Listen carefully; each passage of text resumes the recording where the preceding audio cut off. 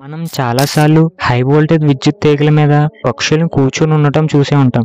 కానీ వాటికి ఎందుకు షాక్ కొట్టడం లేదని చాలా మందికి డౌట్ వచ్చే ఉంటుంది. ఇది అర్థం కావాలంటే మీకు కొన్ని విషయాలు తెలియాల్సి ఉంటుంది. సాధారణంగా మనం కరెంటును క్యారీ చేయడానికి అల్యూమినియం వైర్ని కండక్టర్ కింద వాడుతుంటాం. ఈ అల్యూమినియం అనేది గుడ్ కండక్టర్ ఆఫ్ ఎలక్ట్రిసిటీ, కానీ పక్షులు బ్యాడ్ కండక్టర్ ఆఫ్ ఎలక్ట్రిసిటీ. కాబట్టి పక్షులు విద్యుత్ తీగల మీద కూర్చున్నా కానీ వాటి బాడీలోంచి కరెంట్ ఫ్లో అవ్వదు. ఇదే కాకుండా కరెంట్ ఎప్పుడు కూడా హై పొటెన్షియల్ నుంచి లో పొటెన్షియల్ వైపు మూవ్ అవుతుంది.